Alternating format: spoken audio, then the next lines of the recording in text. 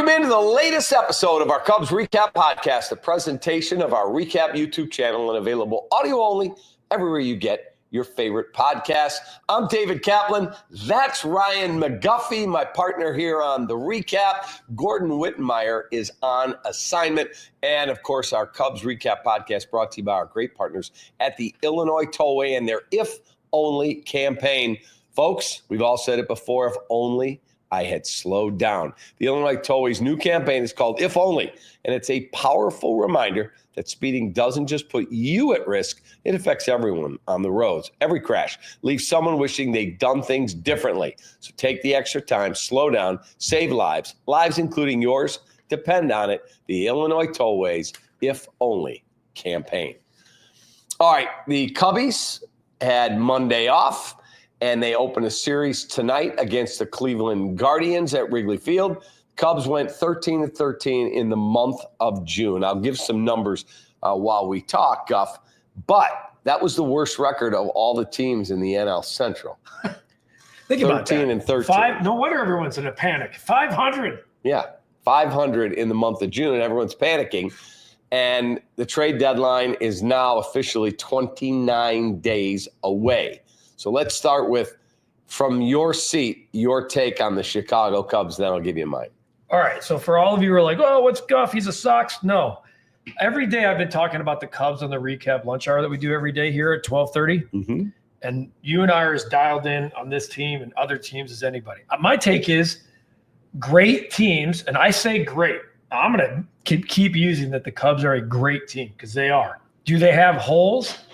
Yes, they have holes, which is why this month they're going to address some of those.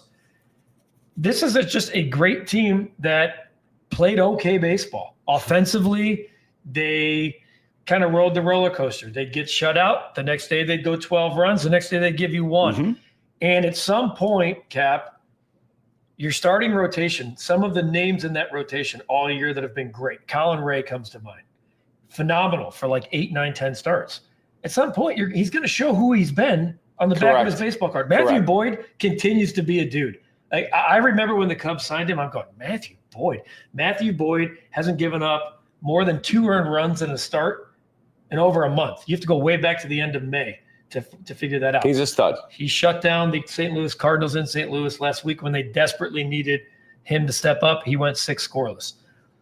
Cade Horton, I think Cade Horton's kind of hitting that rookie wall. Ben Brown, we saw what we got from Ben Brown. He's in AAA. They're going to continue to stretch him out as a starter until they address the starting pitcher. I just think this is a matter of everyone was giving you everything they got for so long that at some point it all kind of came to a head, and you still were 13-13 in the month of June. And you're still clear 2 games in the NL Central. Here's the Cubs in June. Statistically, folks, listen to this.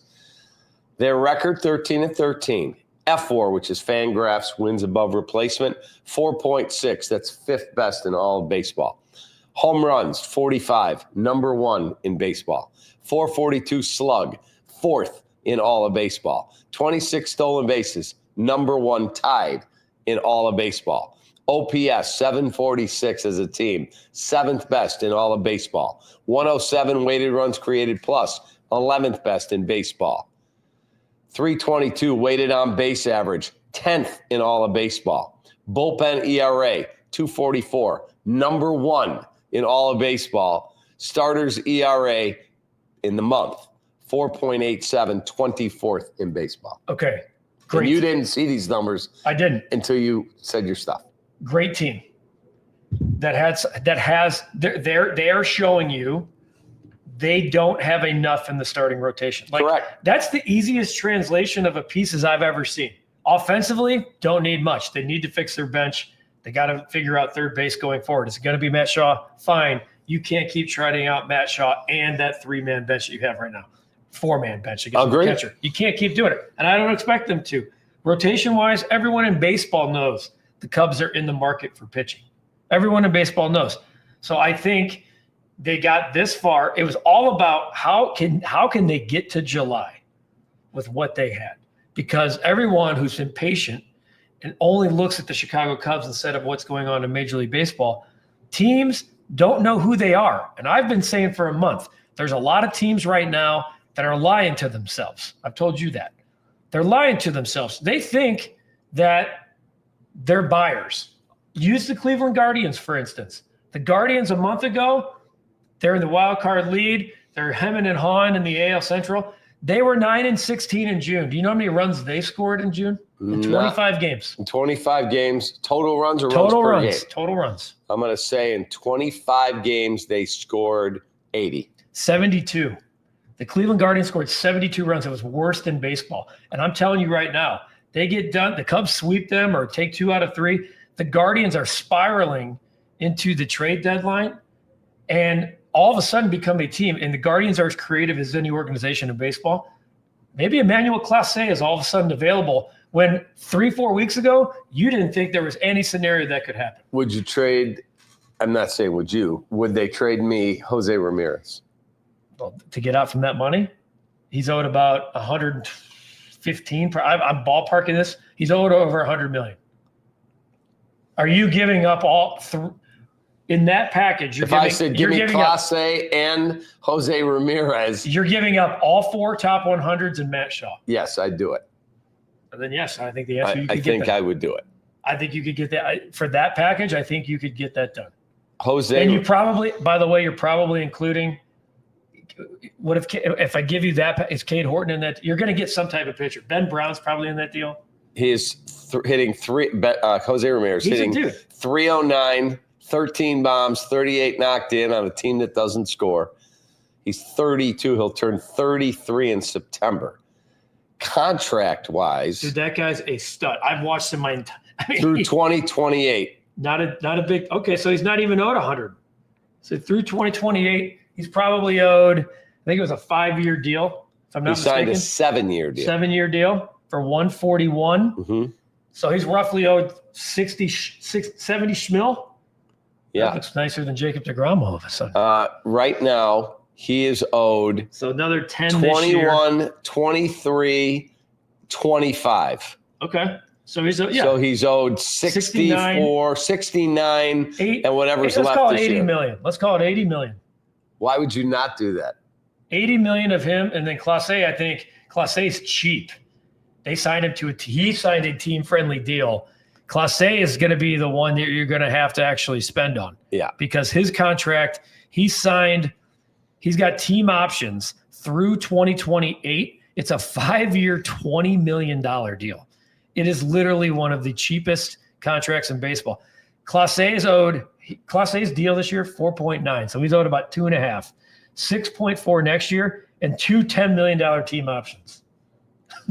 He was a maniac to sign that deal.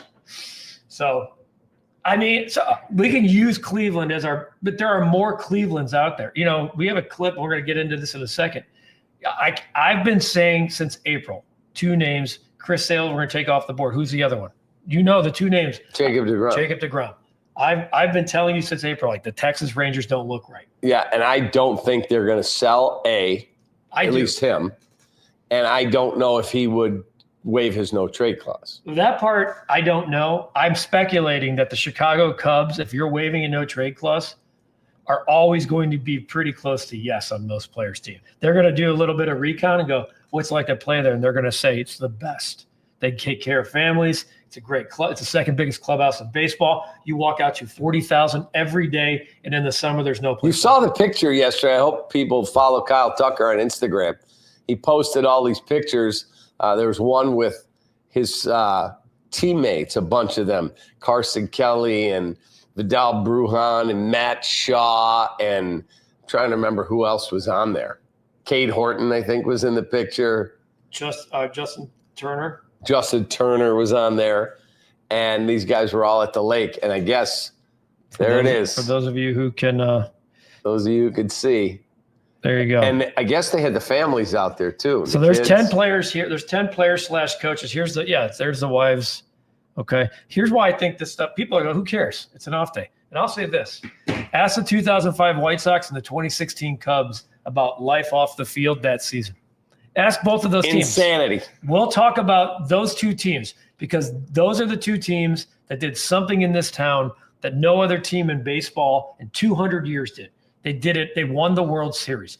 And if you talk to any member of those organizations, the off days, the dinners on the road, the ride to the ballpark, they weren't doing it alone. They were together. They were bonding. And for everybody saying, oh, DFA this guy, DFA that guy. When you look at the picture and you see those guys you want to DFA in certain spots, I'm telling you, there are guys here for maybe more than just what they're doing on the field. I think that stuff matters. I do. And Kyle Tucker posted that, by the way. That's correct. Okay, Kyle Tucker posted that. Kyle Tucker, KTuck_30 on social media. And there is a bunch of pictures. There's him with his wife in their Tucker jerseys. The boat pictures are super cool to see with the family. You know what? This is good. So this picture here, it's Tucker and his wife 2 hours ago as we're taping this. The Kyle Tucker Foundation is excited for its next chapter here in the Windy City. We are ready to make an impact in the community and support the people that make this city great. Check out our website for more information on how to give back. Why are you announcing that on July 1st if you're not interested in being here? Yeah. Why are you interested in firing up a foundation for 2 or 3 months if you're not interested in being here? I completely agree. You're welcome. Shane Orling, that's for you, buddy. You have a radio topic for tomorrow. There you go, Shane Orling.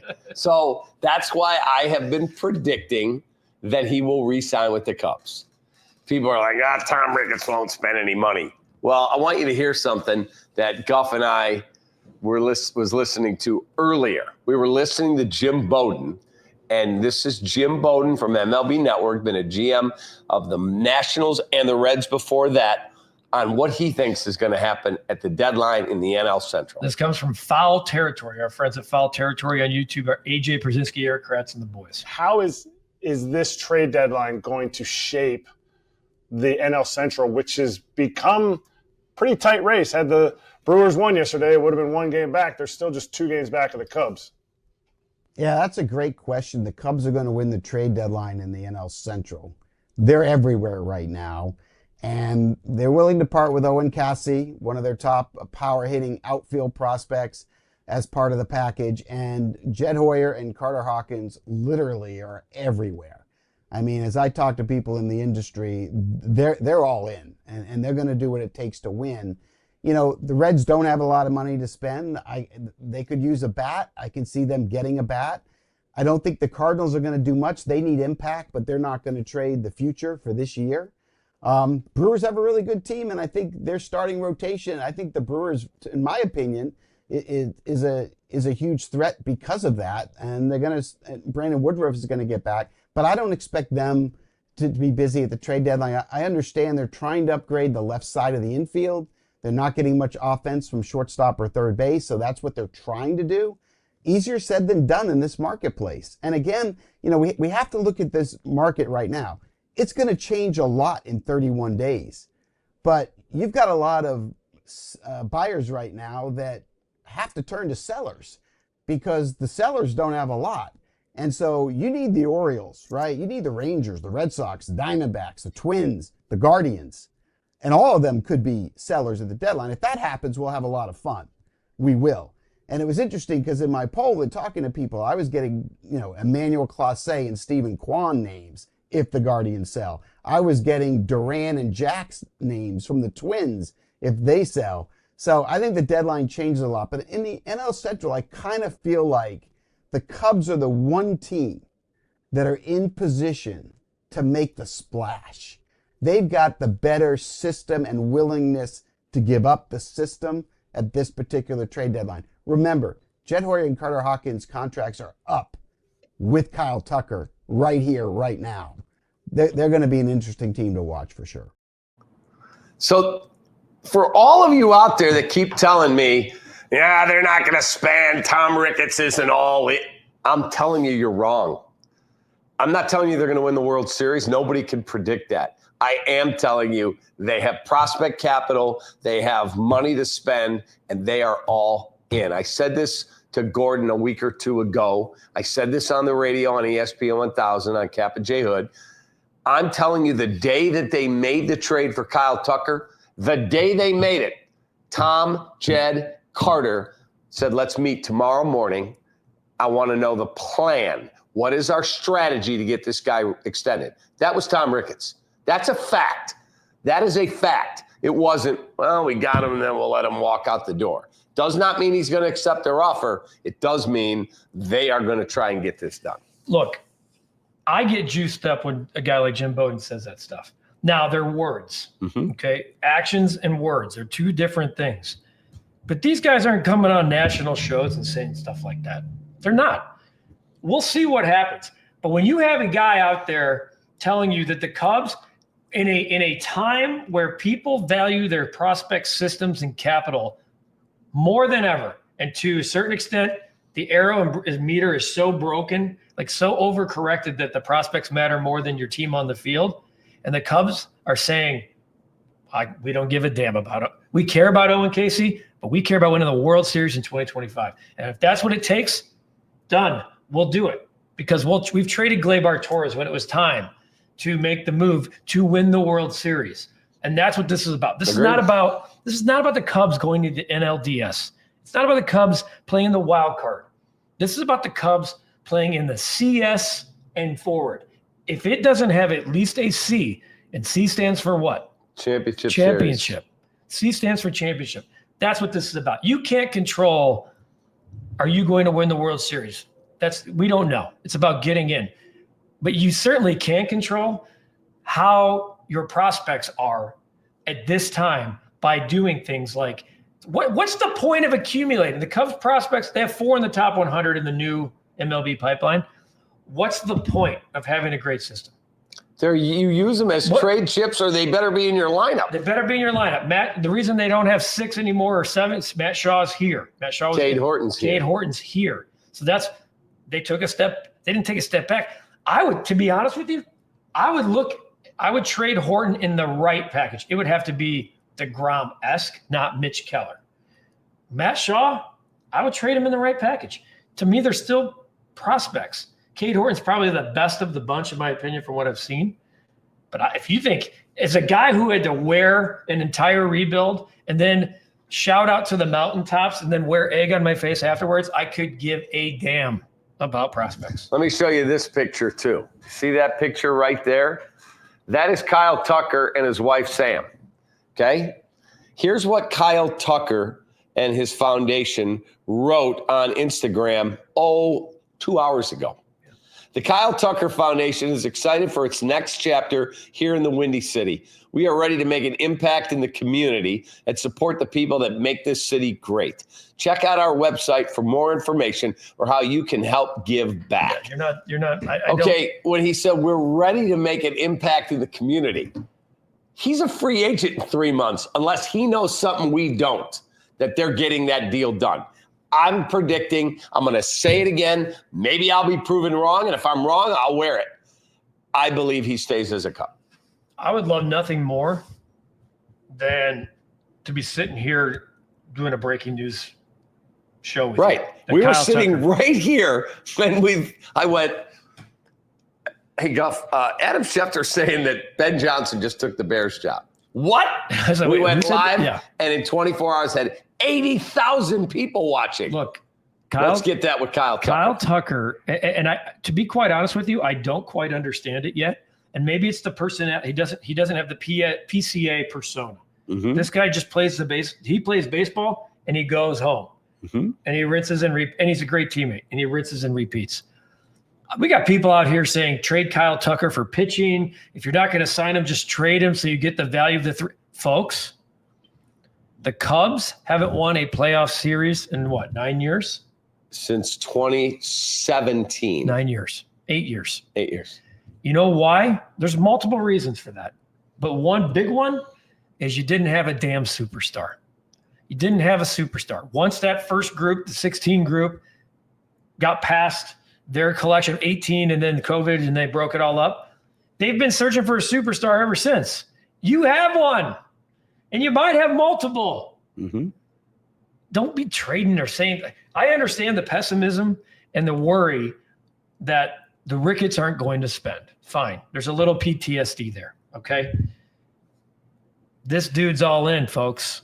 This dude's all in. Now, Cap and I were on the golf course. We had this exact conversation. We talked this That's what we do. We got done with work at 5 yesterday. We're like, let's go play 9 holes of golf. And we did. On the course. By the way, I won $30. Yeah. Well, I paid too.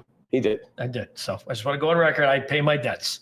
On the course, he asked me, is Kyle Tucker going to be a Cub? And I was like, you know what? I think he's going to be a Cub.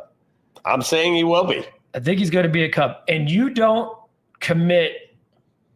And I replied, there's 2 scenarios here. Either the Cubs are at the final table, which they will be, I believe, or they only offer a qualifying offer because there's nothing in between. There's no such thing as, well, we offered him 5 for $200. Well, it was a 10 for $400 just to get in the door. Don't give me that White Sox stuff. Right. Don't give me that. It'd be like going to, what's the most, Alinea. Alinea is the most expensive restaurant in Chicago. Never been, never will be. It's not my cup of tea, but it's like $400 or $500 a person. Well, you don't go to Alinea, make a reservation, and then go, what are your appetizers? Can I get a Diet Coke and an appetizer? Yeah. That's not how it works. Do you have a soup and salad situation? No. No. It's a 26-course meal, and it's going to cost you about, if you don't have wine, about $500 a person. Also, Cap, like, stop talking about what you get. I don't care about Cam Smith. He could be a 3-time All-Star. He really could be. The Cubs went and acquired a player that Cam Smith hopes to be. Okay? Hopes. Correct. And if they re-sign him, it doesn't matter if Cam Smith's a Houston Astros Hall of Famer to me. It does not. Because it was the right thing to do at the time. And that's what I'm saying with the prospect capital now. The right thing to do. You've seen enough now. We got past Memorial Day, the first barometer. You just had your first up and down 500 month. You're still in first place, and now it's July. You're through 81 games. You know who this team is. You know they're a really damn good hitting team. They got to be better against lefties, sometimes better against runners in scoring position. They definitely have to be better against lefties. But now you're pitching away. You're just a stud and maybe a backup arm. Like I keep saying, give me Jacob deGrom and Adrian Hauser, and Mitch Keller. Yeah. If you're telling me the Cubs got Mitch Keller and Adrian Hauser, am I going, okay? I don't know. I'm with you. Now, I'm not saying that's not the right thing. I hear Jim Bowden. It makes me think they're thinking big. It makes me think, and again, I'm throwing out Jose Ramirez. That's pie in the sky. He's not getting. But hang on. He did bring up, think about it. He said in 30 days, teams like the Guardians, the Twins, the Rangers, the Diamondbacks.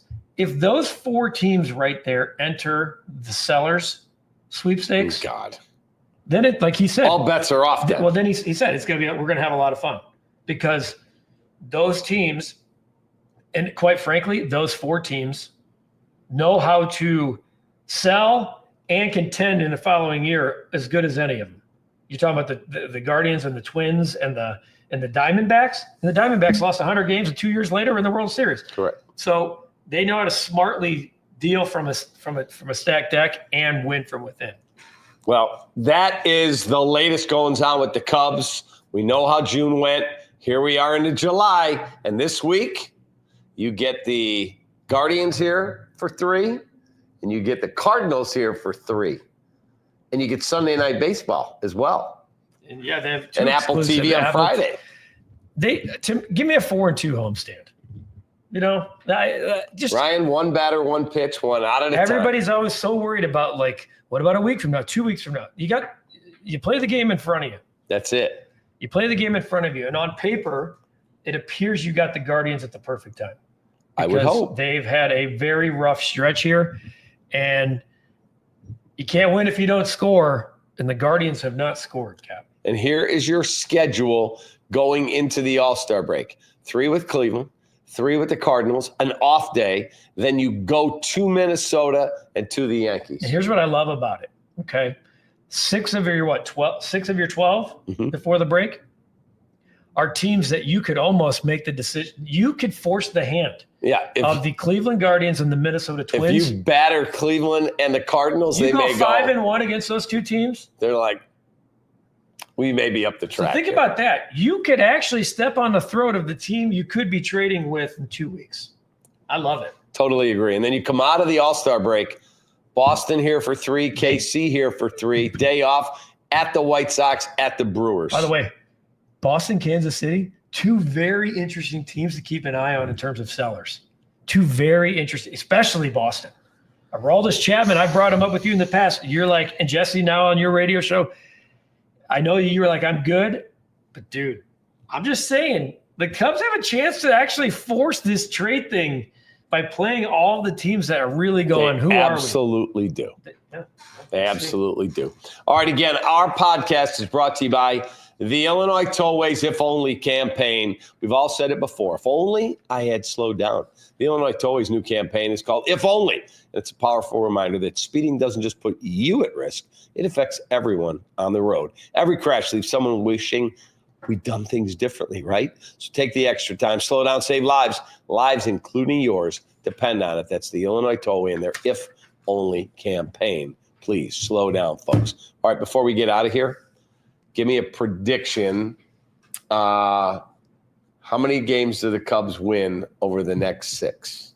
I said 4-2 just a few minutes ago. Like, give me a 4-2 homestand. And that you're playing – the Guardians aren't playing well right now, but they're a really good organization. They're a good team for them. I'm a 2 out of 3 of this. Give me – at home, hold serve. 2 out of 3, 2 out of 3. I would love to see the Card. Trust me, even as a Sox fan, punch the Cardinals in the throat right before the break. I kind of like that. That'd be amazing. 4-2. What about you? I'm going 5-1. 5-1, baby. Let's get it done. Starting tonight. Don't forget, after every Chicago Cubs game and every Chicago White Sox game and every Chicago Bears game and every Chicago Bulls game, we do the recap. That's right. As soon as the game ends, we record.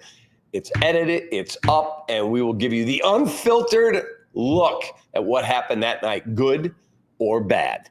Cubs, Cardinals this weekend for 4th of July. Please be safe and take care of yourself out there. Be careful with the fireworks. We need you. Guardians, Cardinals, hell of a week. Take that.